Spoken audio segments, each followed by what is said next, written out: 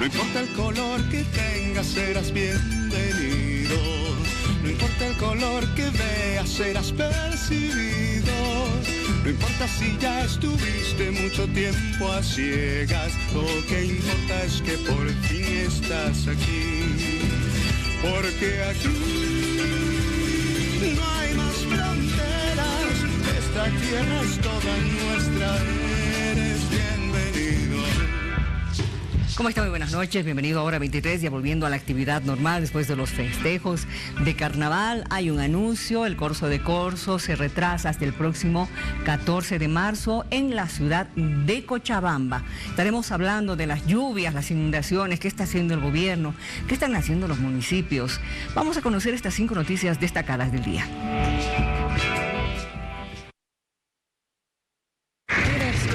Tenemos ya aproximadamente como 10.000 hectáreas que están afectadas en todo el país.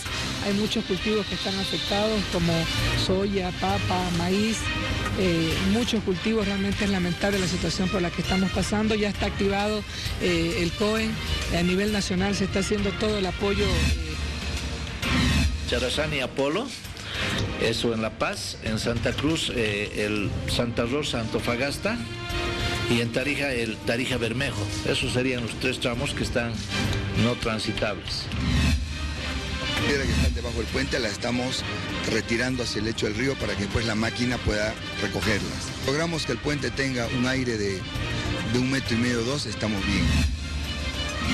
Asimismo, en la unidad educativa Faro Murillo se suspendieron las clases por precaución, velando la integridad física de los estudiantes. Hoy estamos suspendiendo las clases, por favor, por esta situación de los deslizamientos de la unidad que tienen atrás los vecinos.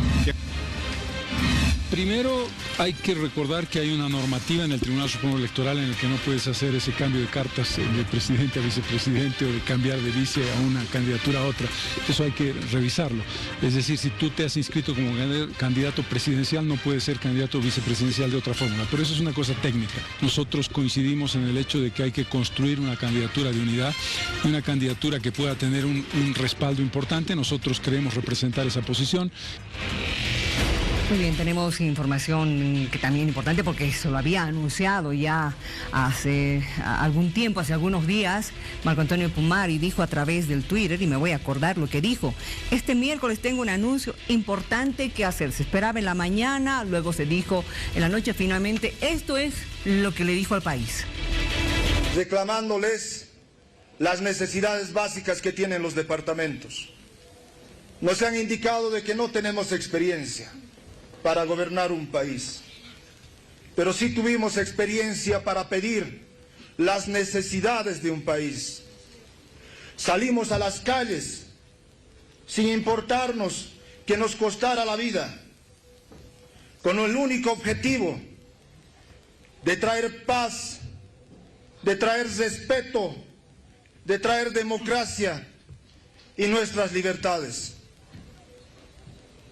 2 personas nos declaramos en huelga de hambre para recuperar el litio. Un pueblo se paró, un pueblo llamado Potosí, y se recuperó el litio para todos los bolivianos. Por eso hoy estoy convencido de que el problema no somos los bolivianos, es la clase política actual que lastimosamente durante todo este tiempo ha vivido cómodo con este sistema de gobierno, que ha cogobernado en varias oportunidades, que ha sido funcionario en varias oportunidades del anterior gobierno. Por eso hoy se da inicio a lo que es la campaña tanto de Luis Fernando Camacho como de Marco Pumari. Porque hoy vamos a decir que la gente se respetan los derechos humanos, se respeta la democracia, y vamos a hacer una gira nacional en todos los departamentos, porque este binomio hoy se ha dado cuenta Bolivia que es distinto a los demás. Vamos a esperar a conocer las repercusiones con relación a lo que dijo el señor Pumari y será ya a partir de las siguientes horas. Pero también está causando mucha repercusión lo que está pasando con este caso sospechoso de coronavirus. Esta misma tarde, varios ministros, entre ellos el ministro de Salud, ha hablado de este caso. Identificar, aislar y atender a los pacientes a tiempo, incluyendo proporcionando la atención optimizada para personas sospechosas como el caso que precede. Participar en plataformas globales en el contexto del Reglamento Sanitario Internacional para compartir la información sobre el manejo clínico, transmisión e infección, opciones de tratamiento y otros. Comunicar e informar oportunamente sobre el riesgo y alertar sobre la desinformación y la falsa información. Por tanto, el país está fortaleciendo las capacidades de detección oportuna de casos en aeropuertos y fronteras terrestres. Para ello, al margen de las medidas internacionales recomendadas por la OMS, estamos incrementando nuestra capacidad de vigilancia de la enfermedad con nuevos equipos, sensores, que posteriormente haremos su presentación.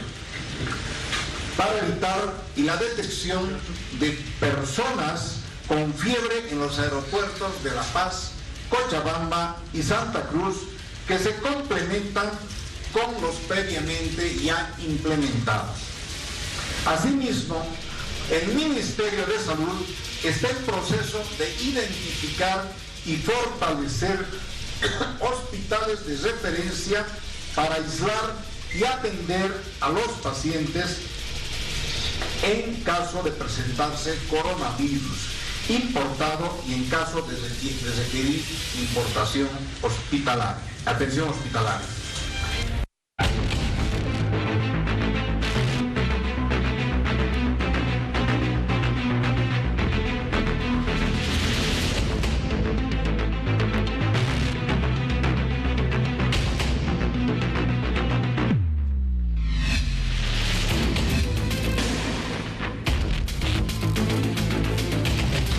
A ver, estamos aquí para informarles y saber qué es lo que se está haciendo para evitar el ingreso de personas con coronavirus o por lo menos para que este problema ingrese al país. Estamos en contacto con nuestro compañero Miguel Solís, quien está con el ministro de Obras Públicas para conversar justamente de esto. Miguel, te escuchamos. Buenas noches.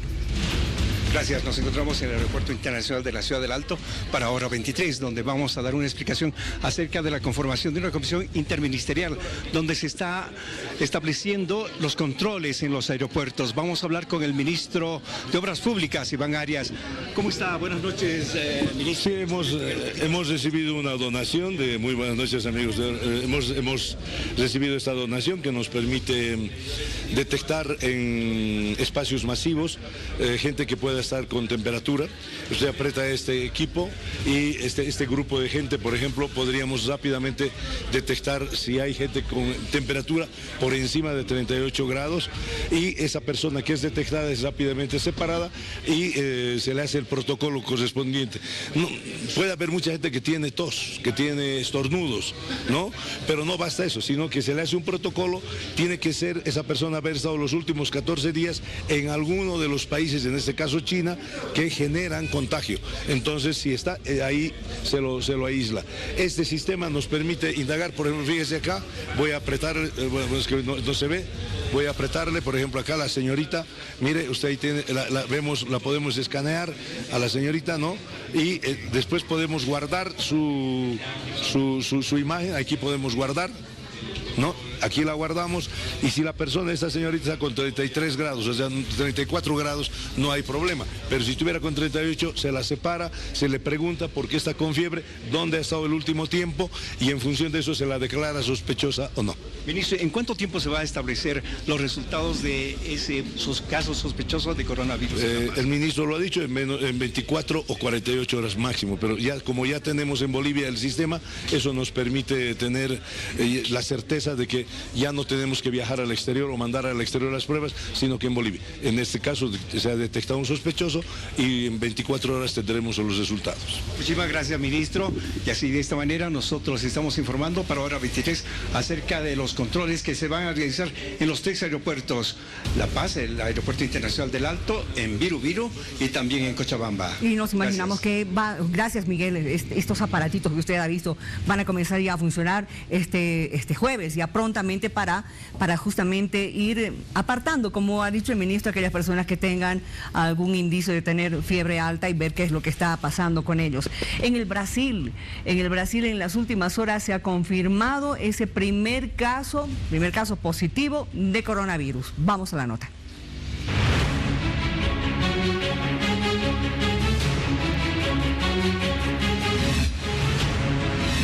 Un hombre de 61 años en Sao Paulo, Brasil, dio positivo a la prueba y contraprueba del coronavirus, confirmándose en las últimas horas el primer caso de este mal en Sudamérica. El hombre habría contraído el virus en un viaje que desarrolló a Lombardía, al norte de Italia, entre el 9 y el 21 de febrero, y a su retorno sintió los síntomas de temperatura, tos seca y malestar general, por lo que se le practicaron los exámenes de rigor. El ministro de Salud de Brasil, Luis Henrique Mandetta, confirmó que el paciente en cuestión se encuentra en buenas condiciones clínicas y guarda aislamiento en su propio domicilio. Además, se ha levantado un mapeo para conocer con quienes mantuvo contacto desde su arribo y así incrementar la vigilancia epidemiológica en los posibles contagiados. Informes desde la Organización Mundial de la Salud apuntan que el COVID-19 marcó presencia en 30 países y se tienen más de 80.000 casos confirmados. De los más de 77.000 están concentrados en China. Vamos a recibir a través del Skype a nuestro amigo periodista Patricio de la Barra, periodista internacional, quien se encuentra en este momento en el Brasil. Patricio, te saludo, te mando un abrazo desde La Paz, Bolivia. Queremos conversar contigo justamente sobre lo que está pasando allá. ¿Cómo estás viendo, cómo están reaccionando en el Brasil a este primer caso que ya se ha confirmado? Bienvenido. Muy buenas tardes. Sí, la verdad es que desde hace algunos días ya Brasil venía observando casos, aproximadamente unos 140 casos habían sido observados y llevado todos estos exámenes a los laboratorios de referencia como el Adolfo Lutz. En esta oportunidad este señor llegó desde Italia, procedente en un vuelo desde Milán, venía acompañado con unas 200 personas, pasajeros y tripulantes de este avión. 20 de ellos ya fueron constatados y afortunadamente ninguno de ellos presentaba ningún tipo de síntoma. Él era una persona asintomática, tanto es que recién el día lunes, después de haber llegado el viernes, el día domingo, mejor dicho, hizo una fiesta, un almuerzo con su familia, reunió unas 30 personas y ahí en la tarde comenzó a sentirse mal. El día lunes por la mañana fue hasta el centro asistencial Albert Einstein, donde se le constató justamente estos síntomas del coronavirus. A pesar de eso, las autoridades determinaron que se hiciese una contraprueba que se hace en el Instituto Adolfo Lutz, también dio positivo, esta madrugada fue dado a conocer, de manera que ya se tomaron todas las precauciones y medidas, él está aislado, incluso su familia también estaría aislada, muchos de ellos que podrían haberse contagiado. 20 personas que venían con el vuelo fueron también contactados y 4 de ellos permanecen en observación. En total son 11 los casos acá en San Pablo, de un total de 19 en el país entero que estarían siendo observados por las autoridades. El ministro ofreció una conferencia de prensa en la que le bajó un poco el perfil al pánico que se había sembrado, pero aún así hubo alteración en la bolsa de valores, en las calles la gente andaba buscando estas mascarillas y también hubo también una distribución de alcohol gel y todo lo demás para prever un poco lo que podría suceder, ya que estamos en plena época de carnaval, donde hay muchas aglomeraciones en las calles de las principales ciudades, principalmente acá en San Pablo, Río de Janeiro, Recife, Bahía, donde todavía las fiestas de carnaval están en su pleno, ¿no? Están en su auge. Ahora, dime lo siguiente, esta persona de 61 años que ha dado este positivo, tú me dices que ha viajado con 20 personas que habrían llegado desde Milán, solamente 20 personas. No. Te decía que fueron contactadas 20 personas que estaban alrededor de él. Es decir, la determinación de la ANVISA, de la Agencia Nacional de Vigilancia Sanitaria, solamente contactó a estos 20 personas, además de las tripulantes que tuvieron contacto con él. Ya. Perdón, no se contactó los 200 pasajeros que estaban en ese momento en el vuelo. Él viajaba solo, es un empresario bueno, el día de domingo que estuvo acá, cuando fue recibido por su familia, lógicamente que podría haber no sé, contagiado más de alguno, principalmente a su esposa. Están en observación todos ellos y él permanece en su residencia, permanece aislado, es decir, se han tomado todas las precauciones, no corre ningún riesgo de perder la vida, ¿no? Perfecto. Ahora, cuando tú me dices que eran personas que estaban alrededor de 20 personas, además me das otro dato, que era asintomático, es decir, que no presentó fiebre, no estaba tosiendo, cosa de no contaminar el ambiente en el que estaban viajando. Exactamente, él podría haber adquirido el virus seguramente porque él llegó el día 9 a Lombardía y después volvió hasta Milán el día 21. El 21. Es decir, podría haber, seguramente haber contraído y el virus estaba inoculado, pero no se manifestaba de manera alguna. Él recién vino a sentir los primeros síntomas de este mal el día lunes, cuando tuvo dolor de cabeza intenso, fiebre alta, dolores a la garganta inflamada y una serie de síntomas que indican que él había contraído el coronavirus. Ahora, tú que estás viviendo ya mucho tiempo en el Brasil, ¿cómo estás viendo el accionar de la población? ¿Cómo ha recibido esta información? Bueno, tú sabes que la población brasileña en los últimos tiempos ha sufrido mucho con el H1N1, con antivirus, con rotavirus, con fiebre amarilla, sectores, incluso la población ahora mayor de edad está obligada a vacunarse, el sarampión y una serie de otras, chikungunya, dengue, que son algunos de ellos letales, principalmente el hemorrágico. La gente está un poco acostumbrada, pero aún así, con todo lo que se ha dicho en la prensa, la gente está un poco preocupada, principalmente con la gente que llega desde China. Brasil últimamente ha desarrollado mucho comercio unilateral con China y con Italia también, entonces preocupa un poco lo que pueda suceder con los ciudadanos chinos que están acá en Brasil, y hay muchos de ellos que se dedican al comercio, es decir, la mayoría de ellos se dedica al comercio, es decir, tiene contacto permanente con el brasileño común, de manera que esto preocupa un poco y la gente anda un poco preocupada. Hoy día veíamos en el edificio nuestro, vivían aproximadamente 80 familias de procedencia china y estaban ahí comentábamos justamente porque, claro, no hay un prejuicio ni nada, pero siempre hay un tipo de preocupación. Y surgen las bromas también que se hacen cuando un chino estornuda, que si no sale todos corriendo. Es decir, son cosas que el brasileño lo ha tomado de la mejor forma posible. Y con esto que se ha hecho en la televisión, es decir, esta campaña para prever a través de la higienización y una serie de otras cosas, y este control que se está llevando en los aeropuertos, los puertos y en el ingreso de personas que lo hacen en vía terrestre, también yo creo que ha tranquilizado un poco a la población. ¿Hace cuánto que están, por ejemplo, vigilando los aeropuertos? Porque en mi país recién ha llegado 3 escáneres que se van a instalar en los 3 aeropuertos más grandes, los que reciben llegada internacional, pero en el Brasil, ¿hace cuánto? Bueno, esto comenzó cuando el gobierno determinó la repatriación de familias que estaban ahí en Guajú, donde se produce el mayor incidente, y también en Malasia. Fueron aproximadamente 40 personas de algunas familias que fueron llevadas hasta un hospital de referencia en Goiás, un hospital militar, fueron aislados y permanecieron ahí en cuarentena hasta hace algunos días atrás. A partir de ese momento se comenzaron a tomar precauciones justamente con los aviones procedentes de China, de Alemania. Ahora se incluye Alemania, Australia, Emiratos Árabes, Filipinas. Claro, ya son 40 países, ¿no? Claro, no, son 26 por lo menos hasta el momento, que han sido por lo menos decretados ya como más zona de emergencia, si se puede llamar así. También se han tomado medidas extremas en los hospitales donde concurren personas que podrían estar infectadas a pesar de que presentan síntomas de gripe. También se les hacen los exámenes necesarios para que no se detecte si es que hay algún principio o algún brote de este tipo de virus, ¿no? Yo creo que el trabajo que está haciendo ANVISA, la Agencia Nacional ha sido bastante oportuno y apoyado también por el gobierno federal a través del Ministerio de Salud. Están constantemente o permanentemente avisando lo que podría suceder en los próximos días con el resto de la población. Este virus SARS-CoV-2 ya ha sido detectado, como te decía anteriormente, en algunas personas que no lo han desarrollado también. Entonces hay una preocupación muy fuerte y muy grande por lo que pueda suceder, porque esto podría afectar decididamente el país entero, la economía y todo lo demás, ¿no? Sí, como lo estamos viendo ya, por ejemplo, en la China, en Corea del Sur, que también en estos últimos días ha crecido el número de contagiados, ¿no es cierto? Lo que ha pasado recientemente en Italia y por consiguiente ya países que han sido vinculados por el contagio, como Grecia, Argelia, Croacia, se habla de Suiza, de Austria también, que ya tendrían casos sospechosos de coronavirus. Ahora bien, cuando vas por la calle, tú ves a gente con el barbijo, caminando con barbijo, con cuidados, con este tipo de cuidado.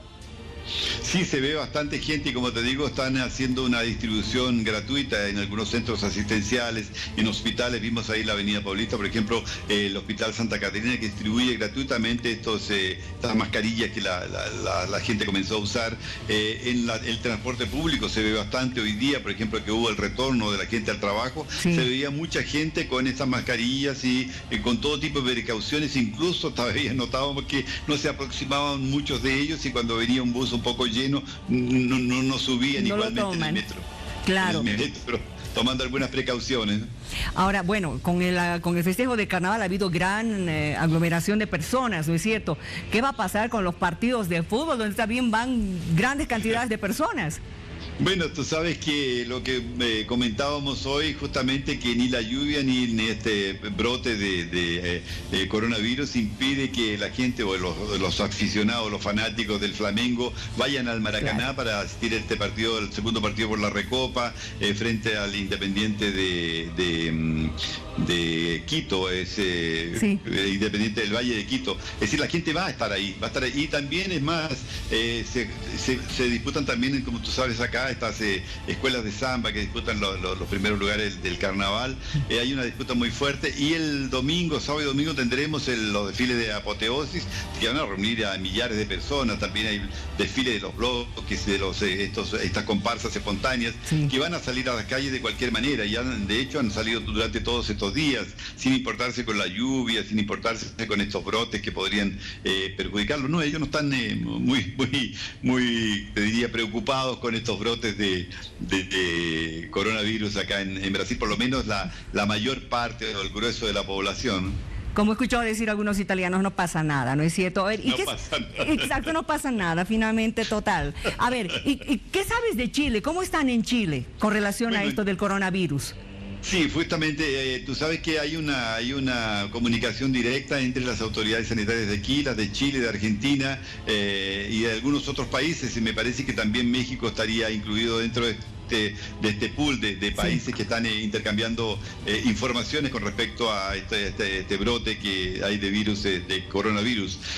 En Chile se sabe de 260 personas que fueron sospechosas, pero se ha ido descartando. Incluso había un caso en el sur del país, una italiana que había viajado, había salido de Foz do Iguazú y había ido hasta el sur de Chile, me parece que hasta la Patagonia. Ella tuvo enfermedad, estaba enferma, pero no se llegó a constatar muestras de cuando le retiraron la sangre de que tuviese algún virus relacionado con el coronavirus, de manera que por lo menos se descartó esta señora, que es una persona italiana, inclusive de 77 años, y habían otros casos también en algunos otros sectores de Chile que también han ido siendo descartados. Hoy día escuchaba también a las autoridades chilenas, al ministro de Salud, que iba descartando estos casos, y hasta el momento no se ha constatado ningún caso como acá en Brasil, que ya prácticamente es un hecho que hubo un infectado, ¿no? Ahora, bueno, estamos hablando de pacientes que habrían importado, digamos, este virus, ¿no es cierto? ¿Te ha llamado la atención lo que han señalado en España de alguien que no habría viajado pero que contrajo el virus? Bueno, me llama la atención exactamente, claro, es decir, porque ahí seguramente tiene que haberlo contraído con alguna persona que llegó infectada, es decir, no se explica de otra manera. Es lo mismo que se teme acá en Brasil, por ejemplo, lo que te decía, aquellas personas que son asintomáticas, que tienen el virus incubado y que lo pueden esparcir para otras personas. Esos son los que preocupan más, es decir, personas que no han viajado en este país y que no están dentro de la relación de aquellos que constituyen algún tipo de peligro, pueden adquirir el virus, lo desarrollan en 3, 4, 5 días y es muy fácil que después lo puedan contagiar a familiares, a personas más próximas, ¿no? Claro, ahora tú que estás investigando, porque estás dentro de la noticia internacional, bueno, todavía no se sabe quién ha sido el paciente cero, ¿no es cierto? Además de cómo ha contraído el coronavirus, si comiendo algún alimento animal, qué tipo de animal, porque seguimos con esas grandes dudas mientras estamos esperando de que, bueno, algunos con mucha más fuerza que otros, se está esperando que salga de una vez una vacuna, que no sea en 18 meses como había anticipado hace algunas semanas la Organización Mundial de la Salud. Sí, sabes que acá hay una preocupación muy grande porque hay un brote, no sé cómo lo podríamos llamar, de murciélagos. Esos murciélagos que es el murciélago que come frutas, y hay algún otro tipo de murciélago que es el que ataca a los animales. Entonces había una preocupación muy fuerte, muy grande en la región de Sorocaba, hacia el noreste de San Pablo, en esa región donde se había constatado una gran cantidad, una proliferación muy alta, de que pudiese tener ese problema, porque la primera explicación que se dio, que en China algunos chinos podrían haber consumido carne que había sido infectada a través de este tipo de murciélago, no sé, pero nada de eso ha dado aquí, por ejemplo, un resultado positivo, es decir, las autoridades todavía no han constatado cuál sería o sería el alcance que podría tener esto, o también desconfiar de la participación de este tipo de bichitos en la diseminación del coronavirus. Exactamente, estamos todavía a la espera de si es que se llega a saber algún día por ahí, tú sabes, en medio de tantas teorías de la conspiración, por ahí nunca se va a llegar a saber, o se va a llegar a saber otra cosa de aquí a unos años, pero lo cierto es que hay que mantener la calma. ¿Qué dices tú? ¿Qué recomendaciones podrías dar, tú que estás viviendo ahorita en este Brasil que ya ha confirmado este caso? Sí, mira, la verdad es que justamente lo que tú dices, hay que actuar con mucha cautela, con mucha precaución, y es lo que repetían las autoridades acá, es decir, primero fortalecer todos los hospitales, crear áreas específicas para eventualmente acoger a estas personas que podrían estar contaminadas. Y lo otro es que acá, tú sabes, en Brasil hay un problema bastante serio con la higiene. Se está diseminando esto de utilizar las mascarillas, utilizar alcohol gel, y se está distribuyendo en los principales sectores un poco más alejados de la ciudad, justamente para que ellos practiquen este lavado de manos, no haya contacto entre personas desconocidas en estos grupos, y esto va dedicado exclusivamente, o principalmente a los grupos de foliones que le llaman acá, que son las comparsas que salen a las calles, que beben un poco más de la cuenta y que, bueno, se aproximan demasiado. Entonces a ellos se les está dirigiendo todo este tipo de recado, todo este tipo de mensaje que está enviando el gobierno y las autoridades sanitarias de Brasil. Te digo, yo creo que hay que tomar ciertas precauciones, un cierto cuidado, pero sin alarmarse demasiado, porque ya hemos pasado por otro tipo de enfermedades o de enfermedades más o menos similares o malestares similares que no se han diseminado como se había pensado. Es decir, esto es grave, claro, es grave porque está afectando no solamente los países subdesarrollados, como también países altamente desarrollados como Estados Unidos, Italia, países europeos que nunca habían sufrido con este tipo o por lo menos si sufrieron fuera hace muchos años atrás, ¿no? Exacto. Pero sí preocupa un poco que la población tome y adopte este tipo de precauciones para que no se disemine en el caso que prolifere un poco más este virus SARS-CoV-2 que se estableció acá en Brasil, ¿no?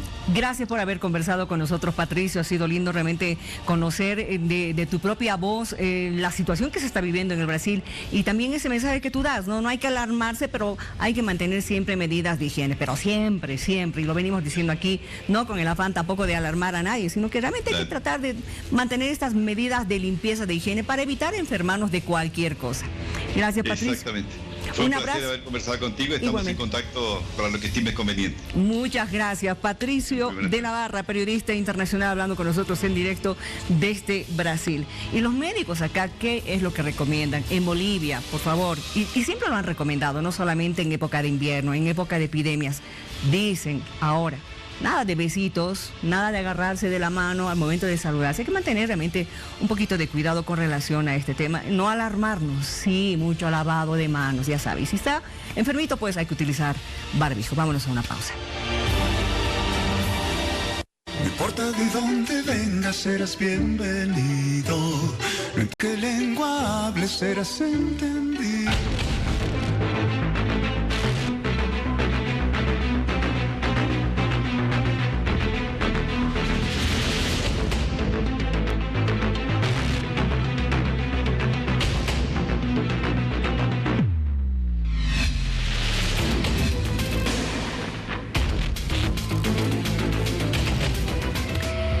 Vamos a ver cómo está el país después de lo que ha pasado en Tiquipaya, los desbordes, las carreteras, con esto de las lluvias, otras zonas, también otros departamentos afectados por esta temporada que ya ha pasado los límites, ¿no es cierto? Y ha entrado en otra etapa causando realmente mucha preocupación y muchos problemas. Veamos esta nota.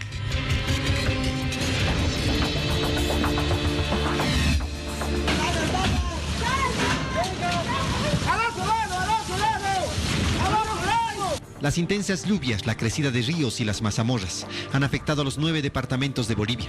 Más de una treintena de municipios se han declarado en emergencia, una decena en alerta roja y 20 en situación de desastre. Los departamentos que presentan mayor afectación son Potosí, Santa Cruz, Tarija, Cochabamba, Chuquisaca, La Paz, Beni y Oruro.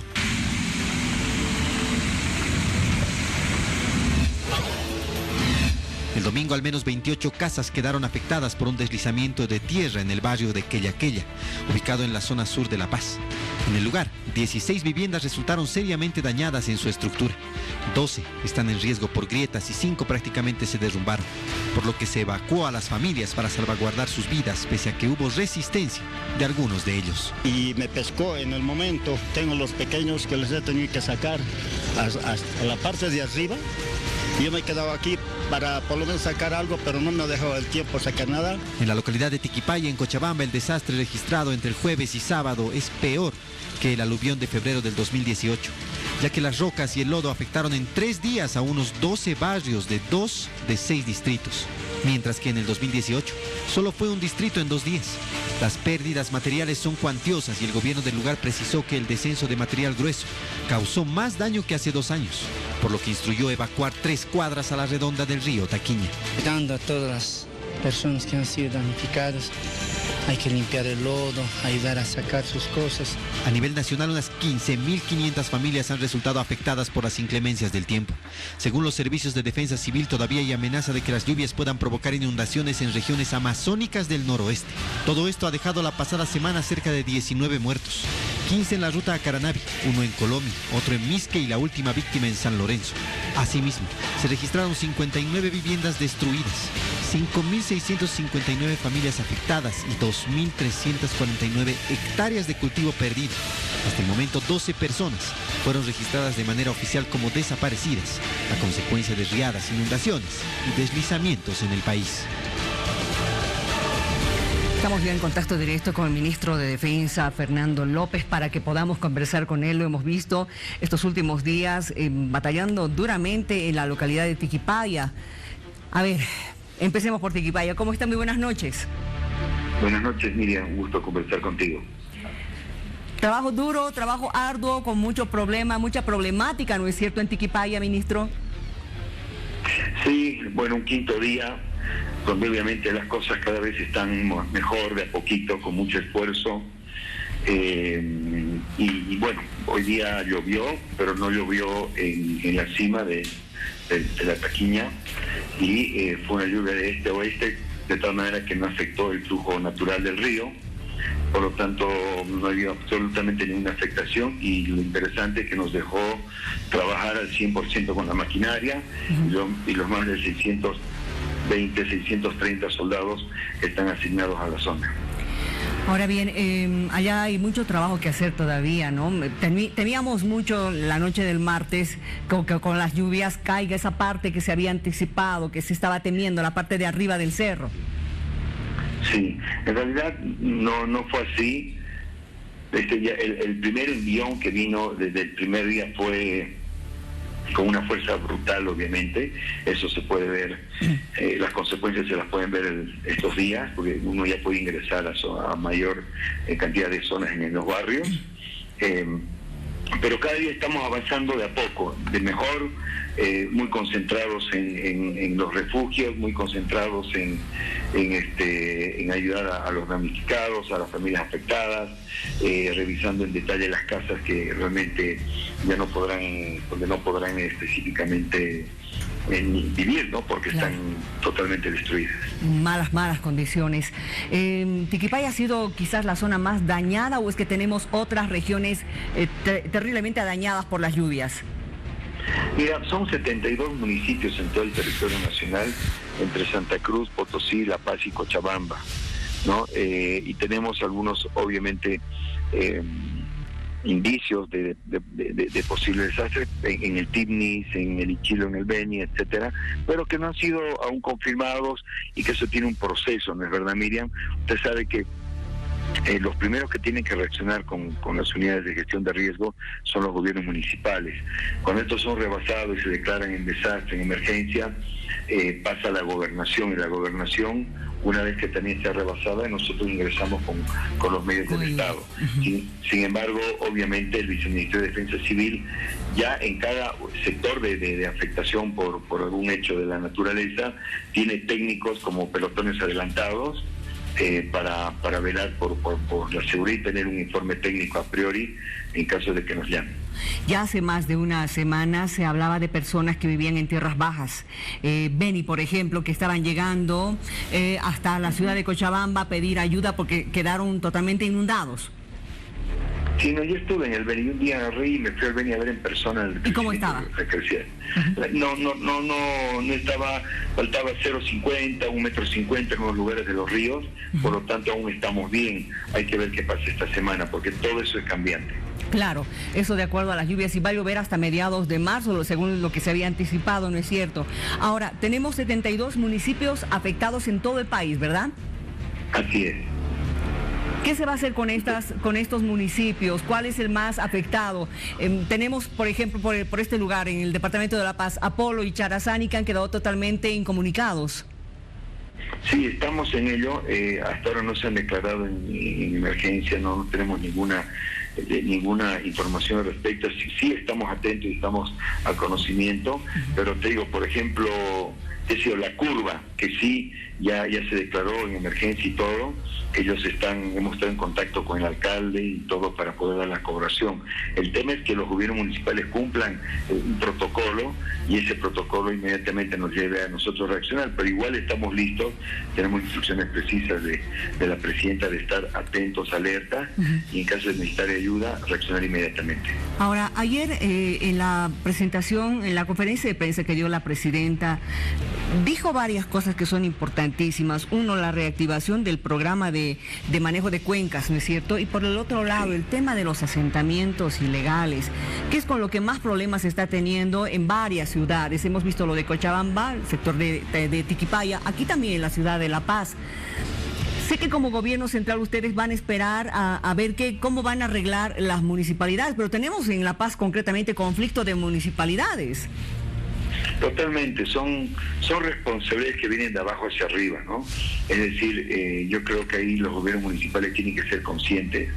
Muchos de ellos tienen desastres recurrentes, es decir, que saben que ocurren en una determinada época y en determinados lugares, además. Es más, en los mismos lugares. Sí. Por lo tanto, yo creo que las autoridades locales, tanto gobiernos municipales como gobernaciones, tienen que empezar a hacer planificaciones a más largo plazo. Y en ese sentido, la presidenta ayer lo que hizo fue instruir que se reactive una dirección nacional que creo que se va a convertir en viceministro para el manejo de cuencas.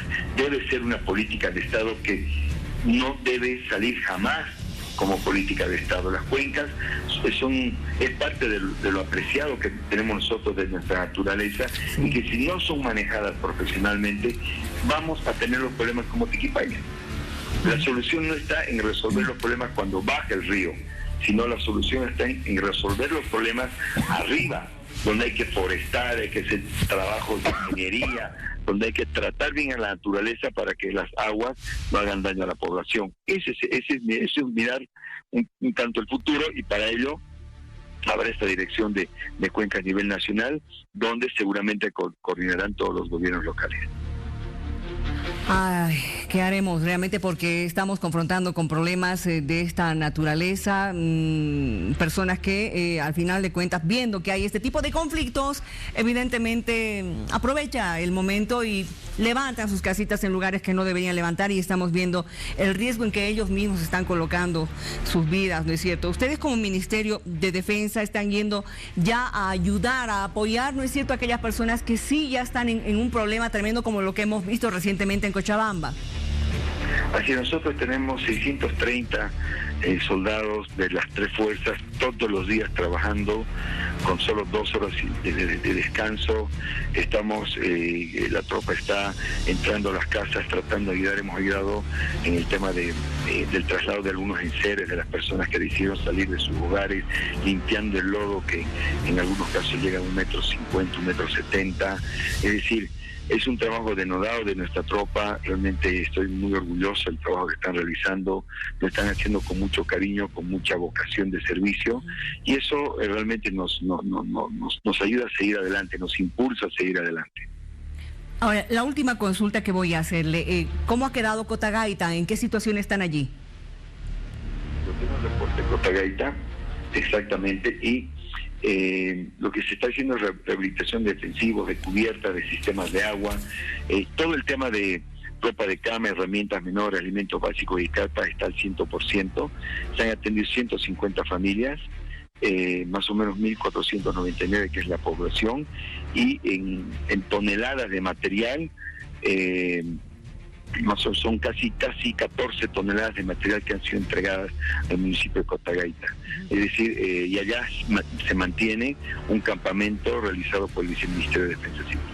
A ver, vamos a seguir pendientes, ministro, y evidentemente también aquí dispuestos a colaborar con la información que ustedes quieran, que demos además al país para que tomen los recaudos necesarios, para que sepa cómo cuidarse en esta época de lluvias, y no solamente en época de lluvias, en cualquier circunstancia en la que hay que realmente apoyar a la gente, ¿no es cierto? Gracias por haber conversado con nosotros. Gracias a ustedes. Por favor, recomienden a la población que se mantenga serena. Están todos los protocolos activados, y que por favor hablen con sus autoridades regionales, con los alcaldes, con los gobernadores. No permitan asentamientos ilegales.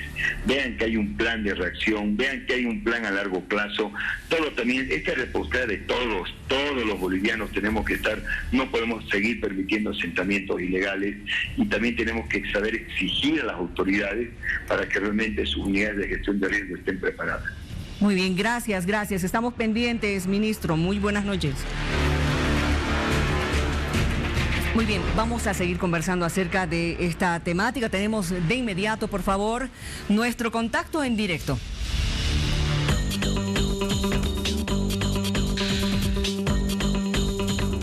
Estamos con nuestra compañera Marcela Zuleta, quien va a tener una conversación con el director del retén de emergencias de la Alcaldía de Sucre, don Osvaldo Rojas, para conversar qué medidas de prevención se están tomando en esta época de lluvias. Marcelita, buenas noches. ¿Cómo estás, Miriam? Muy buenas noches. Estamos junto al director de la Unidad de Emergencias del Gobierno Municipal de Sucre, el ingeniero Osvaldo Rojas, para hablar de emergencias que se han atendido durante este largo feriado de carnaval. Ingeniero, ¿cómo está? Muy buenas noches. Bienvenido a Hora 23 de la Red Bolivisión. Bueno, buenas noches, primeramente. Gracias por la cobertura. Asimismo, informarles, ¿no?, que en estos días de carnaval muy poco ha sido las emergencias que hemos atendido, asimismo porque no ha suscitado ninguna lluvia, pero no obstante tenemos todo el personal ya prácticamente en diferentes distritos para cualquier emergencia. ¿Ha habido zonas identificadas, zonas que estarían en riesgo, ingeniero? Sí, como normalmente en esta temporada de lluvias tenemos lugares prácticamente rojos, que es el mercado campesino, zona de Univalle, tenemos lo que es el mercado Mozo, asimismo el hospital Uni y también la zona del Tejar, ¿no?, que es por la crecida de agua, tenemos algunos problemas. Ingeniero, ¿se ha incrementado el personal de emergencia para estas atenciones? Sí, estamos con prácticamente 6 cuadrillas donde estamos prestos, digamos, a cualquier emergencia que pueda suscitarse. ¿Qué análisis se hace, ingeniero, cuando existe o sugiere la presidenta que existe una normativa para evitar la construcción de viviendas ilegales? Sí, evidentemente eso es para dar seguridad inclusivamente a aquella persona que va a invertir algo de dinero, ¿no? Y no está, digamos, en un lugar estratégico. Eso es bueno. Nosotros tenemos un programa donde prácticamente vamos a hacer el estudio de cuadrantes para justamente detectar los lugares no habitables, no prácticamente no poder hacer construir, digamos, vivienda, tanto para nosotros tener eso, asimismo para el habitante que prácticamente no pueda resultar el dinero en su construcción. ¿Existen viviendas que de alguna manera en Sucre estarían de forma ilegal también construidas? No podría decirle eso. Mire, nosotros con este estudio que lo vamos a realizar seguramente vamos a tener conocimiento de que hay lugares específicos, digamos, que no son, digamos, para construir viviendas.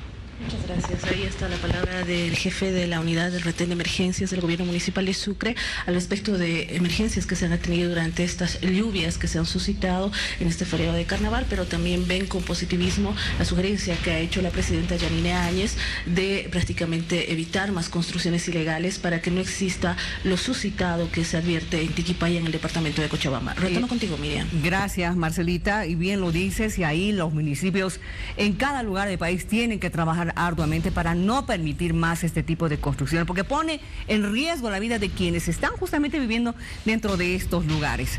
Gracias.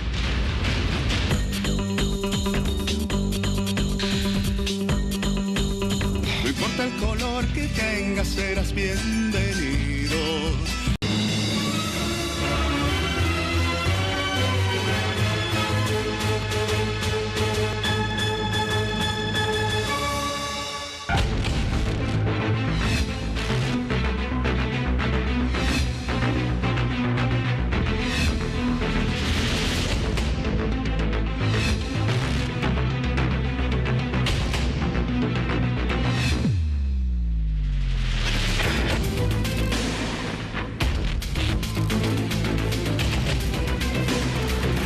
Estoy en contacto con el presidente del Tribunal Supremo Electoral, don Salvador Romero, bueno, porque ya se ha dado la fecha para conocer a los inhabilitados, ya se ha anticipado algunos inhabilitados hace algunos días, justamente previos al inicio de las fiestas más fuertes del carnaval. ¿Cómo está? Muy buenas noches, don Salvador.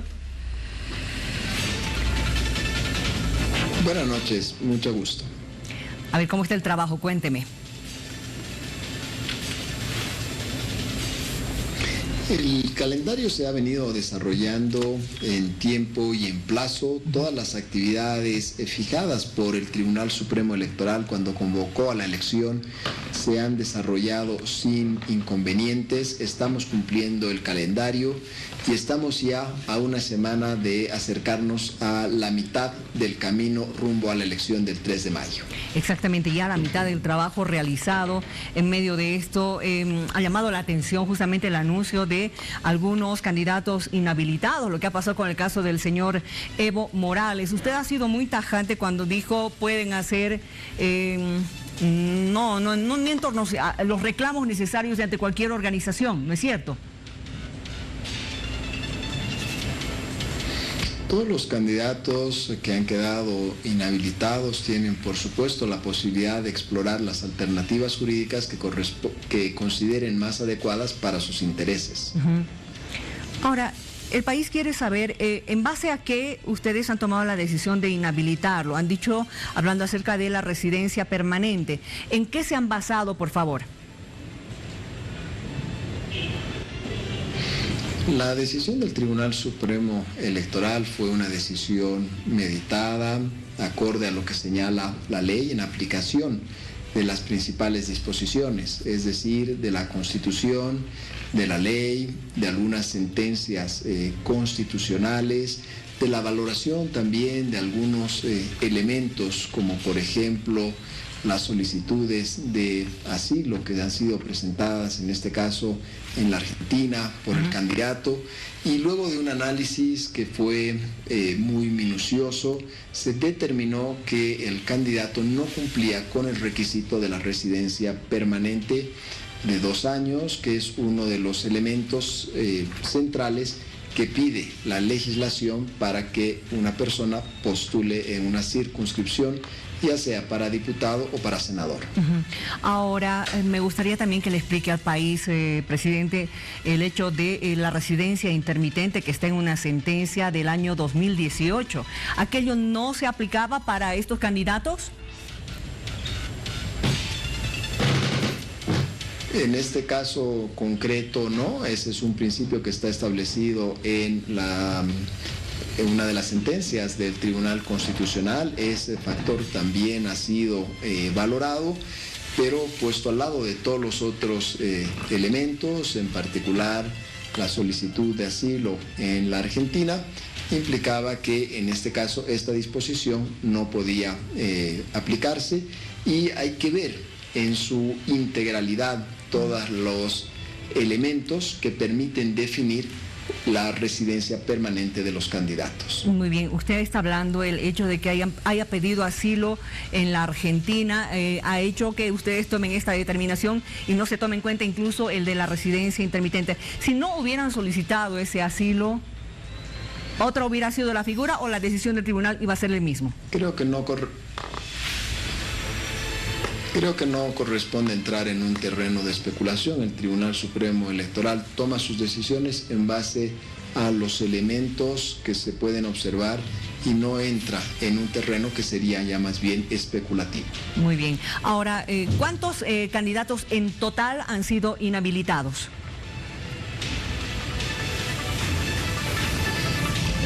La cifra ha sido relativamente significativa de candidatos que han quedado fuera del proceso electoral, pero lo ha sido por distintas razones. Un grupo importante lo fue por no haber cumplido con la presentación de los documentos que exigen las normas para quedar habilitados, algunos cuantos porque han presentado su renuncia, y un grupo aún menor de candidatos que han quedado inhabilitados fruto de demandas que se les formularon, ya sea planteadas por ciudadanos o por otras organizaciones políticas.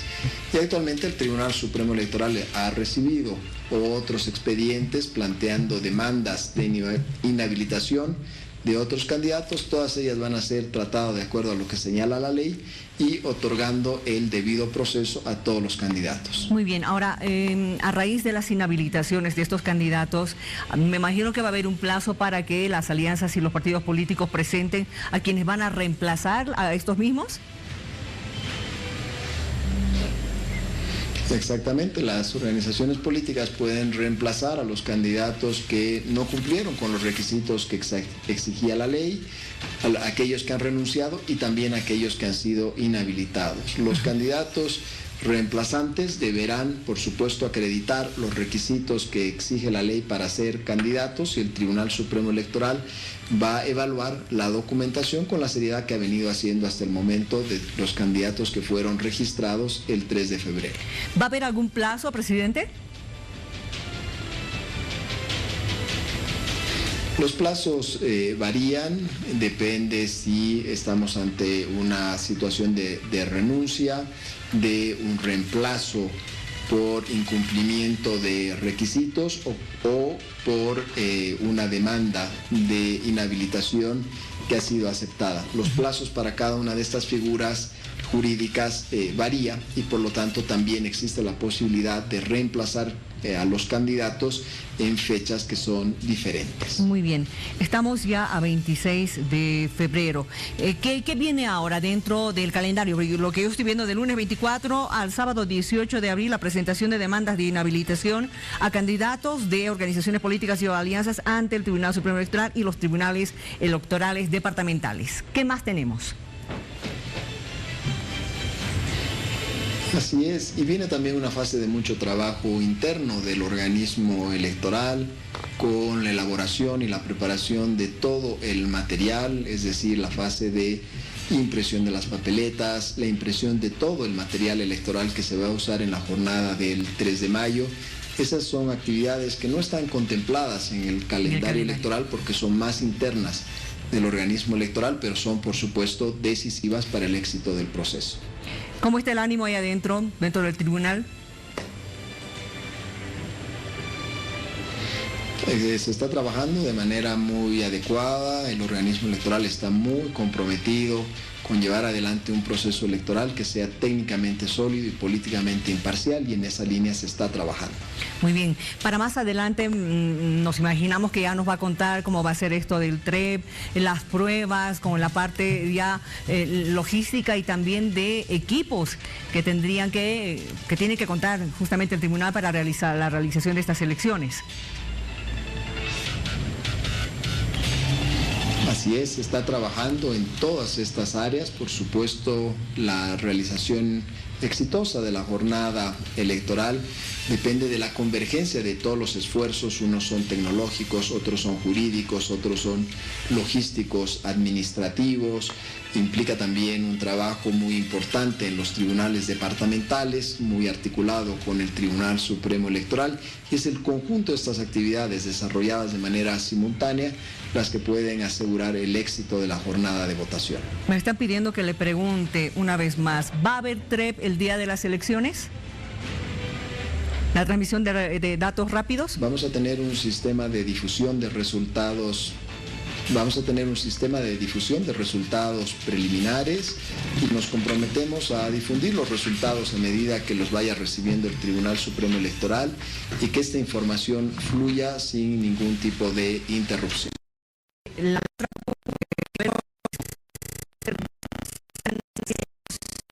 Solo hasta determinado porcentaje.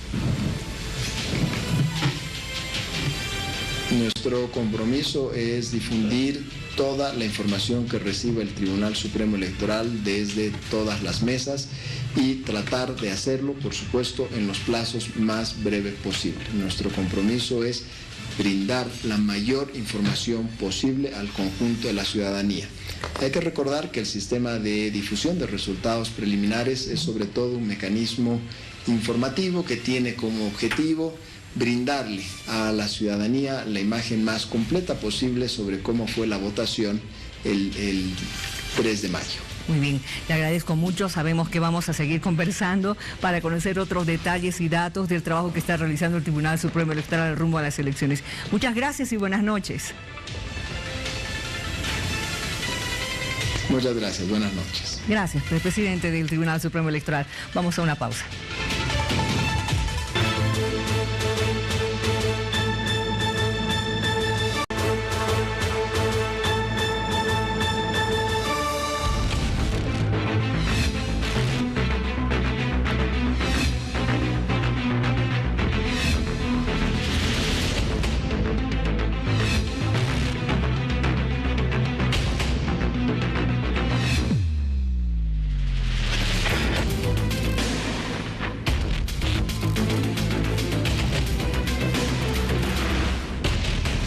Bueno, ha pasado los carnavales, poco a poco se va a reactivar este movimiento político rumbo a las elecciones del próximo 3 de mayo. Estamos ya en contacto en Santa Cruz con la diputada Rosemary Sandoval. ¿Cómo está? Muy buenas noches. Qué gusto estar, Miriam, contigo. En hora 23 y en un día tan especial para Santa Cruz. Exactamente, muchas felicidades. 459 años de la fundación de Santa Cruz. Un abrazo grande desde aquí para nuestra Bolivia entera. Un abrazo también para usted, para todos los cruceños que viven en diferentes partes del país y también del mundo. ¿Cómo está? ¿Se va a reactivar ya poquito a poco este panorama político, ¿no es cierto?, a pesar de todas las emergencias que hemos estado viviendo estos días? Bueno, no es fácil, porque evidentemente el hecho de las emergencias ha incidido absolutamente en todos quienes estamos en las tiendas políticas y en este camino, en esta recta para el 3 de mayo. Primero es el país, y de eso se trata. Aún así, querida Miriam, estamos seguros que juntos vamos a lograr un camino que es pacificación, democracia, no insulto, transparencia y una Bolivia digna. Muchos estaban anticipando de que esta va a ser la campaña más terrible, con una guerra sucia más fuerte. ¿Qué opinión tiene usted como diputada? Quien hace guerra sucia no entiende, no conoce, no sabe qué significa la democracia. Aquí todas las tiendas, todos tienen obviamente el camino para hacer una propuesta, para enamorar al electorado, que le queda clarísimo que nunca más quiere un régimen como el que hemos vivido, y lo que quiere es un progreso, mejores días para las bolivianas, los bolivianos. Así que yo repudio honestamente y nuestra alianza cualquier guerra sucia, odiadora, que no nos lleva a nada, y seguro que ninguna boliviana y boliviano quiere aquello. Se trata de recuperar un sistema de partidos políticos, de organizaciones que estén a la altura de la demanda de la población, mirándola y sobre todo escuchándola. Ahora, en este tiempo, me imagino que van a ir midiendo sus fuerzas cada partido, cada alianza, ¿no es cierto? Antes de que llegue el 3 de abril, que es la fecha en la que se habían comprometido a reunirse, analizar, ver qué va a pasar con cada candidatura.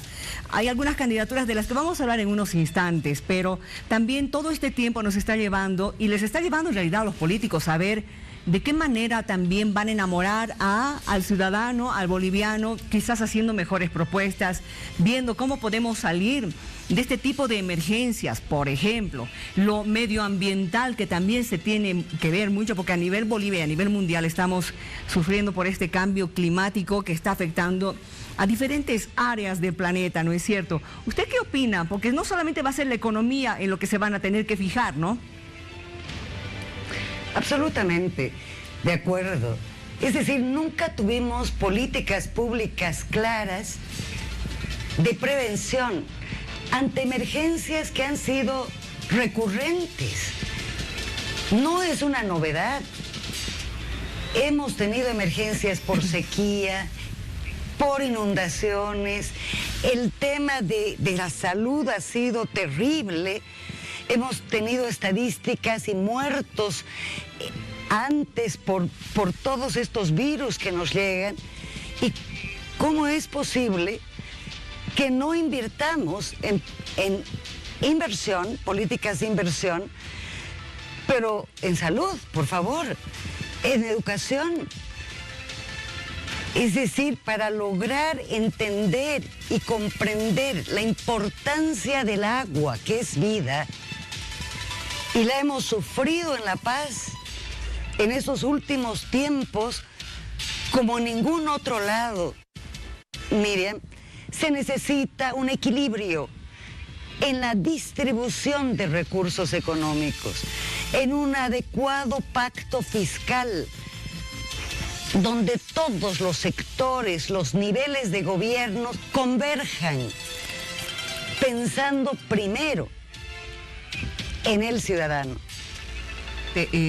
Ha mencionado muy bien este tema de las políticas públicas, el tema del agua.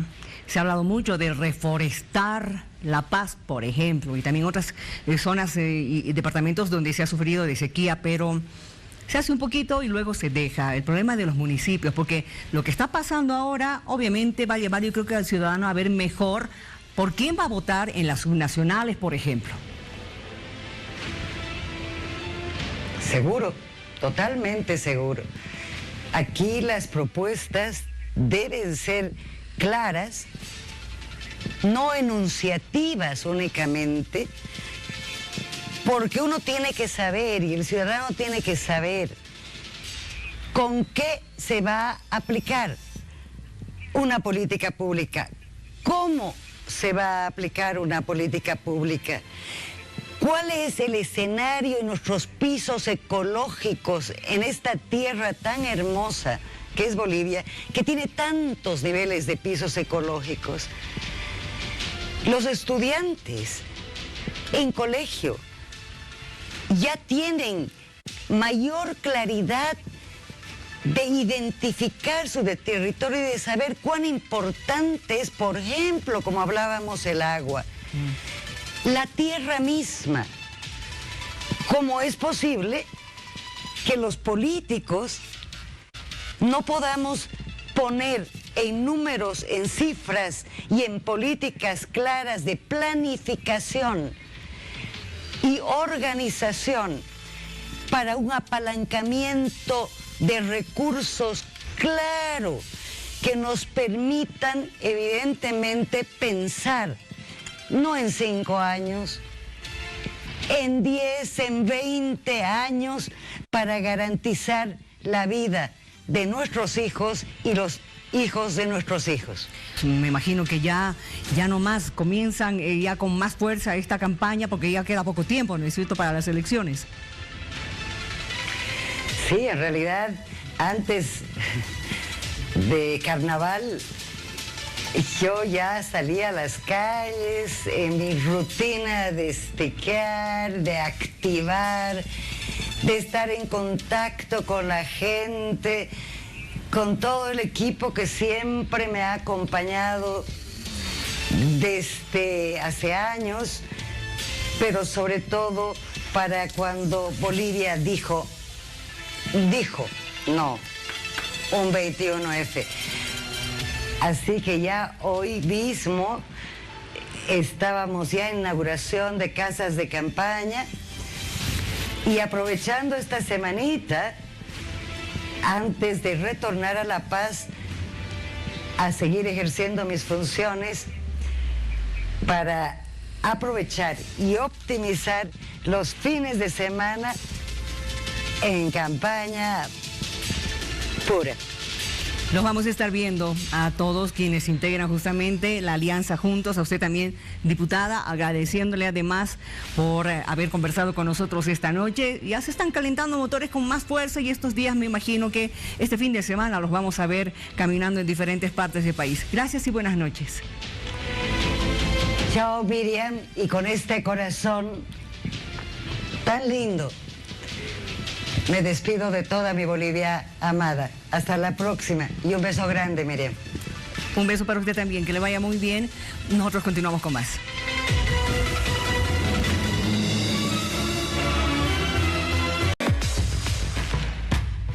No importa el color que tengas, serás bienvenido.